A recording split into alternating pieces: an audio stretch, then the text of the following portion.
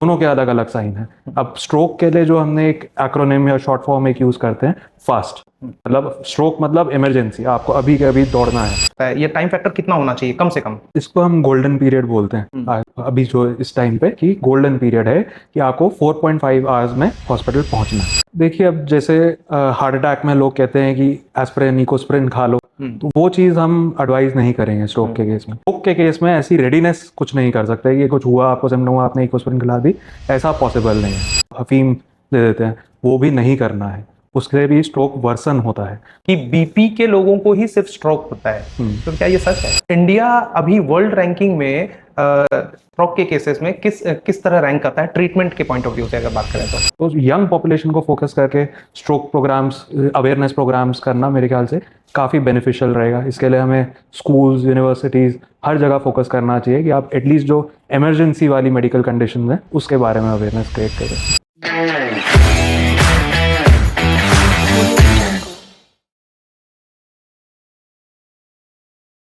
Imagine कीजिए कि suddenly आपका हाथ, आपके पैर या इवन आपका ब्रेन आपसे बात करना बंद कर दे, तो ऐसे केस में क्या होगा? और तभी आपको पता चले कि सिर्फ एक क्लिक से आपका ब्रेन रीप्रोग्राम हो जाए।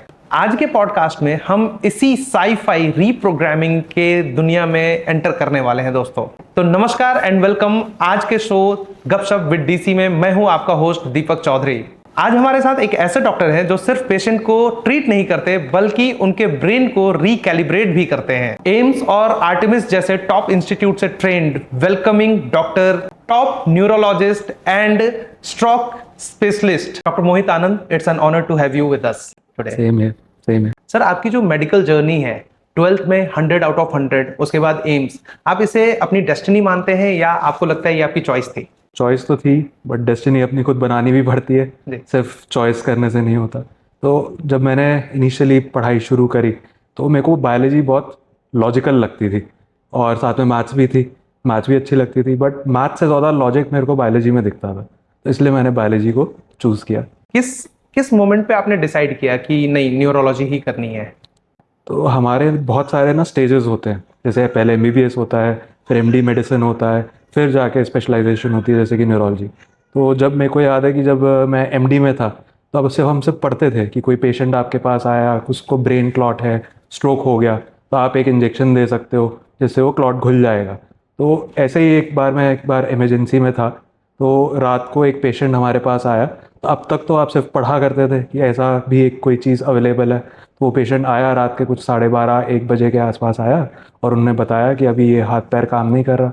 तो सबसे पहले तो आपके खुद के ही हाथ पैर फूलने लग जाते हैं कि अभी तक सिर्फ पढ़ाई था, अब इसको कैसे करें।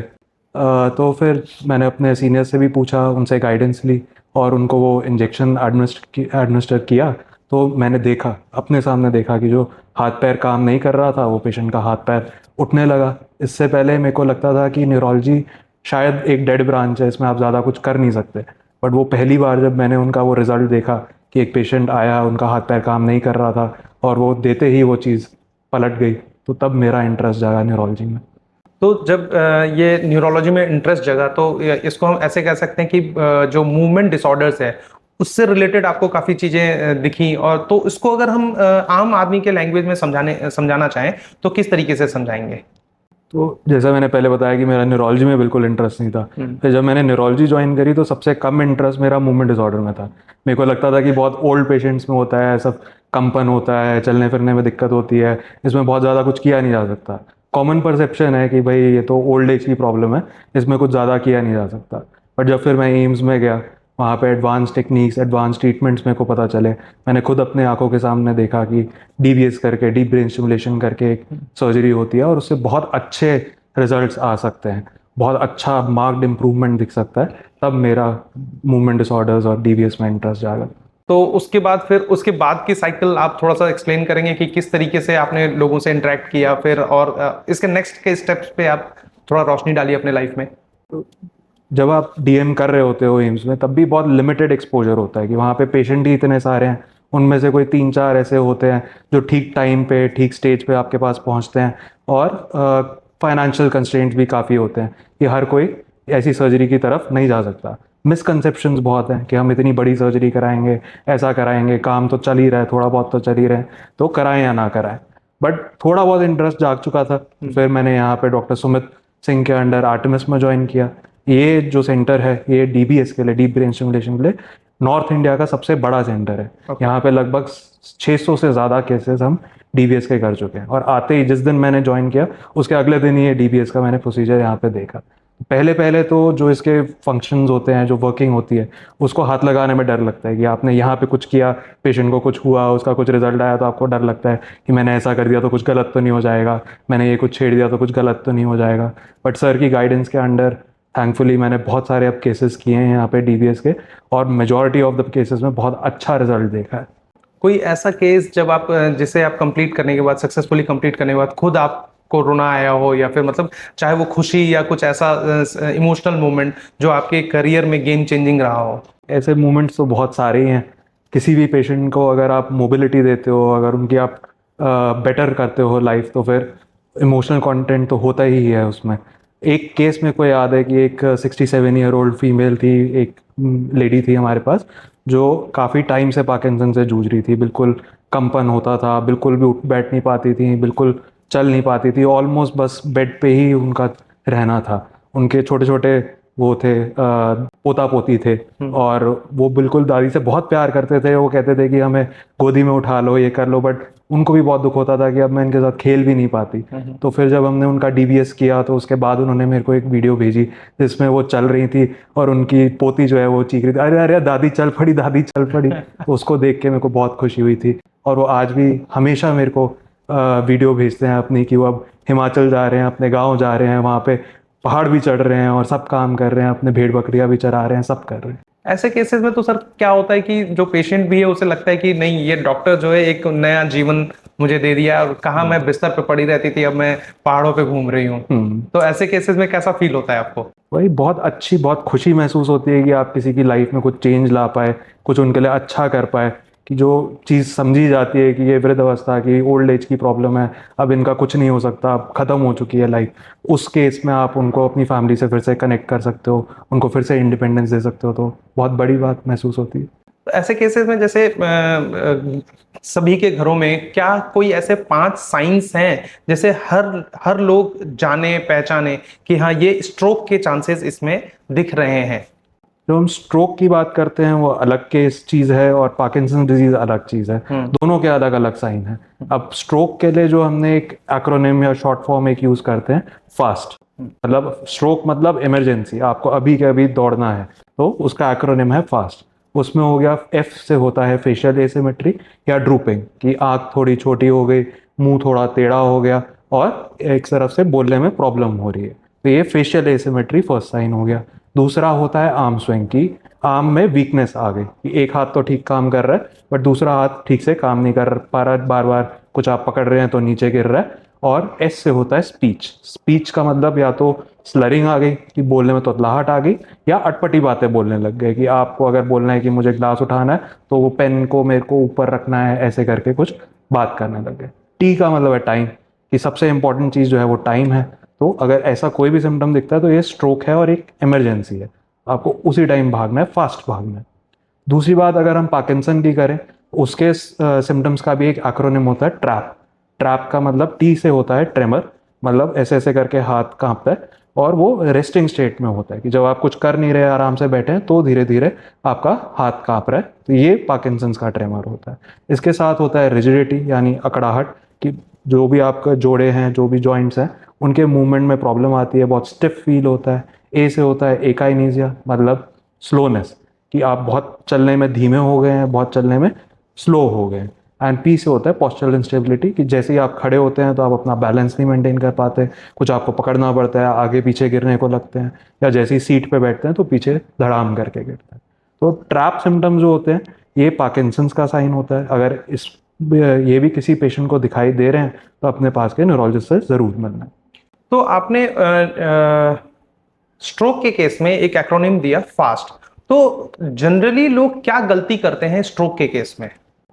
सबसे बड़ी बात स्ट्रोक में है कि पेन नहीं होता।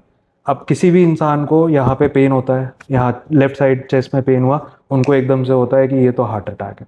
और पेन सबसे बड़ा मोटिवेटिंग फैक्टर है कि आपको जैसे ही दर्द हुआ आप भागते हैं कि मेरे को कुछ करना है। स्ट्रोक के केस में अनफॉर्चुनेटली पेन नहीं होता, बस लोगों को लगता है कि हाथ थोड़ा काम नहीं कर रहा, थोड़ा सा शायद ज़बान तुतला रही है, तो ये थोड़े टाइम में ठीक हो जाएगा। बट जैसे हमने बात किया कि स्ट्रोक में सबसे बड़ा फैक्टर है टाइम। हर मिनट आप कम से कम 20 लाख न्यूरॉन लूज करते हैं। 1 मिनट भी गया तो 20 लाख न्यूरॉन हमेशा हमेशा के लिए गए।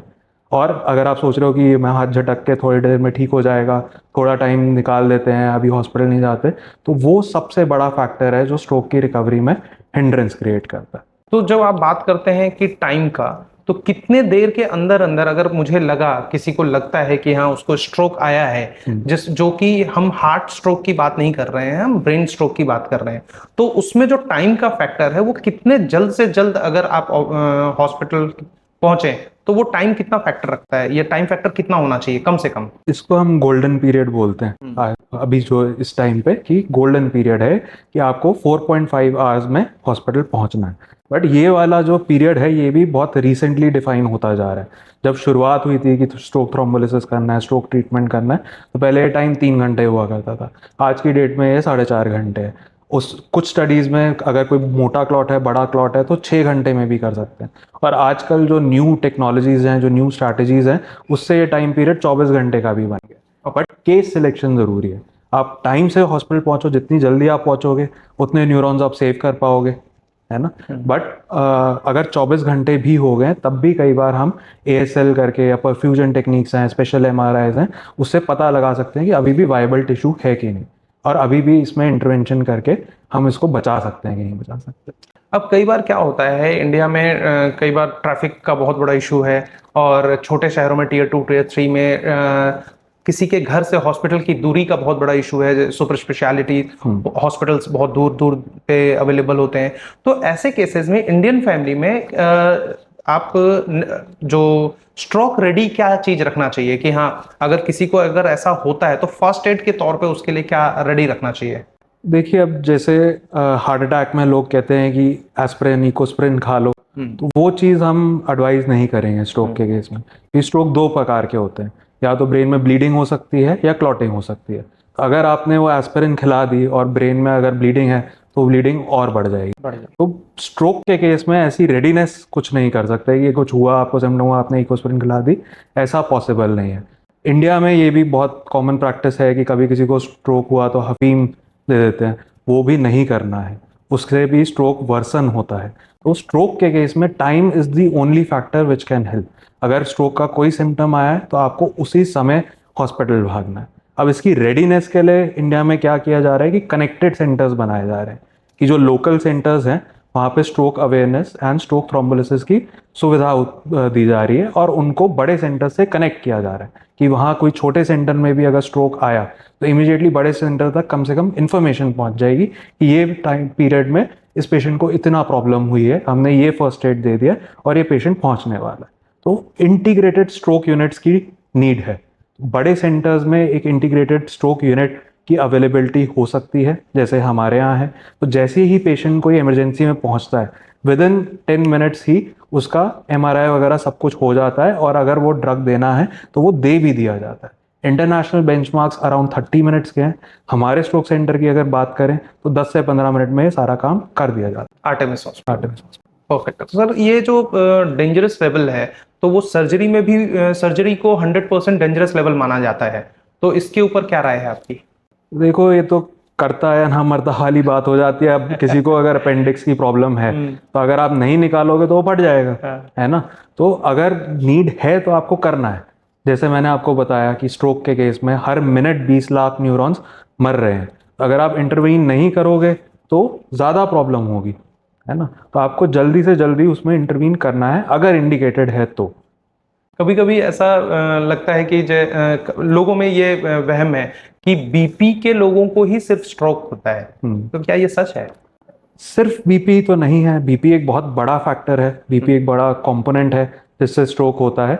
बट बीपी के अलावा डायबिटीज़, स्मोकिंग, हाई कोलेस्ट्रॉल और कुछ कुछ जेनेटिक सिचुएशंस में या हार्ट डिजीज़ में भी स्ट्रोक होता है। तो फिर इन सारी चीज़ों को देखना बहुत ज़रूरी है कि किसी पेशेंट को अगर स्ट्रोक हुआ है तो आप सिर्फ ये नहीं कह के सोच सकते कि बीपी कंट्रोल कर लो, बस ठीक हो जाएगा। उसकी शुगर भी देखनी होगी, कोई उसको हार्ट प्रॉब्लम तो नहीं है वो भी देखना होगा, कोलेस्ट्रॉल भी देखना होगा, स्मोकिंग भी बंद करनी होगी। आपने बताया कि आर्टेमिस हॉस्पिटल में 10 मिनट के अंदर ट्रीटमेंट शुरू हो सकती है, हो जाती है। तो इंडिया अभी वर्ल्ड रैंकिंग में इसके केसेस में, स्ट्रोक के केसेस में किस तरह रैंक करता है ट्रीटमेंट के पॉइंट ऑफ व्यू से अगर बात करें तो? ट्रीटमेंट पॉइंट ऑफ व्यू से बात करें तो हमारा जो स्टेटस है वो वर्ल्ड क्लास है। जहाँ सेंटर्स हैं, इक्विप्ड सेंटर्स हैं, they can provide the entire care within minutes and up to the best world standard. आप कंट्री पॉइंट ऑफ व्यू से बोल रहे हैं या आर्टेमिस पॉइंट ऑफ व्यू से? आर्टेमिस मतलब मैं पूरे ऑल ओवर कंट्री की ही बात कर रहा हूँ। जितने अच्छे से जो मेट्रो सिटीज़ हैं उनमें बहुत अच्छी अवेलेबिलिटी है। मतलब छोटे छोटे सिटीज़ में भी, टायर 2 सिटीज़ में भी अच्छी अवेलेबिलिटी है, क्योंकि हमारे न्यूरोलॉजिस्ट, हमारे डॉक्टर्स इतने अच्छे हैं, वो इतने ट्रेंड हैं कि they can manage those things. Problem आती है पेरिफेरीज में, जहाँ पे अवेयरनेस की प्रॉब्लम है, स्ट्रोक सिम्टम्स की अवेयरनेस नहीं है, और जो छोटे सेटअप्स हैं उनमें भी थोड़ी कई बार लेथार्जी आ जाती है, मेनली बिकॉज ऑफ अवेयरनेस। तो सबसे ज़्यादा मैं ये स्ट्रेस करना चाहूँगा, अगर हमारी कंट्री कहीं लैग कर रही है, so that is in awareness, not in the knowledge और टेक्निक्स ऑफ डॉक्टर्स। तो सर, स्ट्रोक से रिलेटेड अवेयरनेस के लिए हमें क्या स्टेप्स लेना चाहिए एज अ डॉक्टर? आपको एज अ नॉर्मल जो सिटीजन्स हैं उनको क्या स्टेप्स लेने चाहिए? हमारा जो सबसे बड़ा स्ट्रॉन्ग पॉइंट है वो यंग पॉपुलेशन है। जो यंग पॉपुलेशन है वो टेक savvy भी है, वो हर चीज़ चलाती भी है। तो उनको अगर हम फोकस करें अवेयरनेस प्रोग्राम में क्रिएट करने में, कि चलो बूढ़े बूढ़े जो होते हैं उनको कई बार होता है कि कोई बात नहीं छोड़ दो, बट अगर कोई यंग पर्सन घर में है जिसको ये सारी रिकग्नाइज हो चीज़ें, तो वो जल्दी उनको हेल्प कर सकता है और टाइम पे पहुंचने में मदद कर सकता है। तो यंग पॉपुलेशन को फोकस करके स्ट्रोक प्रोग्राम्स, अवेयरनेस प्रोग्राम्स करना मेरे ख्याल से काफ़ी बेनिफिशियल रहेगा। इसके लिए हमें स्कूल्स, यूनिवर्सिटीज़, हर जगह फोकस करना चाहिए कि आप एटलीस्ट जो इमरजेंसी वाली मेडिकल कंडीशन है उसके बारे में अवेयरनेस क्रिएट कर सकें। तो Artemis as a hospital, as an institute, awareness के लिए क्या क्या कर रहा है आज के डेट में? तो हम जितनी भी इमरजेंसी, जैसे हमने पार्किंसंस की बात करी, स्ट्रोक की बात करी, तो हम इसको पूरा वीक की तरह से बनाते हैं। इसमें हम पॉडकास्ट भी करते हैं, रेडियो शोज़ भी करते हैं, आपके थ्रू जितने ज़्यादा लोगों तक पहुंच सके उसकी कोशिश करते हैं। पब्लिक इवेंट्स करते हैं, RWS के साथ एसोसिएट्स करते हैं, एंड यूनिवर्सिटीज़, स्कूल्स, कॉलेजेस में जाके अवेयरनेस प्रोग्राम स्टार्ट करने की कोशिश करते हैं। हमारी कोशिश यही है कि सबसे ज़्यादा से ज़्यादा लोगों तक अवेयरनेस पहुँचे और टाइमली ट्रीटमेंट की उनको मिल सके, प्रोवाइड हो सके। तो दोस्तों, अवेयर रहिए, सतर्क रहिए और जितना जल्दी क्विक रिस्पॉन्ड कर सकें क्विकली रिस्पॉन्ड कीजिए। इसी के साथ हम अपने नेक्स्ट स्टेप पे आ चुके हैं, जो कि बहुत ही शानदार रैपिड फायर राउंड होता है। तो डॉक्टर साहब के साथ ये रैपिड फायर, सर इसमें अपने को एक सेंटेंस या एक वर्ड में आंसर करना है रैपिडली। सर, टी या कॉफी? मेरे लिए तो coffee. Perfect. Brain over heart? Always brain over heart मेरे लिए। किसी एक्टर या सेलिब्रिटी को ट्रीट करना हो तो कौन सा है? वैसे नौबत ना ही पड़े तो अच्छा है, बट मैं शाहरुख खान से ज़रूर मिलना चाहूँगा। होपफुली उनको कोई न्यूरोलॉजिकल प्रॉब्लम ना हो, बट मिलना उनसे चाहेंगे। अगर डॉक्टर नहीं होते तो क्या होता है सर? मेरे को मैथ्स भी काफ़ी अच्छी लगती थी, बल्कि मैंने IIT और AIEEE भी साथ साथ दिया था, और दोनों में रैंक भी आ गई थी फॉर्चुनेटली। क्या बात है। बट मेरा first love biology and medicine ही था, तो मैंने मेडिसिन लिया। बट अगर ये नहीं होता तो शायद मैं इंजीनियर होता। तो इसका मतलब सर, हम वन ऑफ द परफेक्ट और जीनियस माइंड के साथ आज बैठे हुए हैं। वन ब्रेन हैक सबको डेली करना चाहिए जो आजकल की दुनिया में बहुत ज़्यादा स्ट्रेस और एंजाइटी, इतना ज़्यादा ये हो गया कि मेरे को यहाँ पहुँचना है, मेरे को ये रील बनानी है, मेरे को ये लोगों को दिखाना है।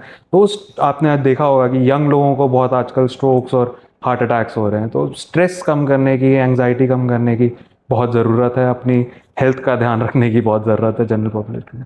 सर, बहुत अच्छा रहा ये शो, और nice to have you on our podcast. Thank you so much. Thanks a lot sir. And दोस्तों, अगर आपको इस एपिसोड ने सोचने पे मजबूर किया है तो you need to follow this man. तो मिलते हैं आपसे अपने नेक्स्ट एपिसोड में। तब तक के लिए खुश रहिए, आबाद रहिए, जहां रहिए जिंदाबाद रहिए।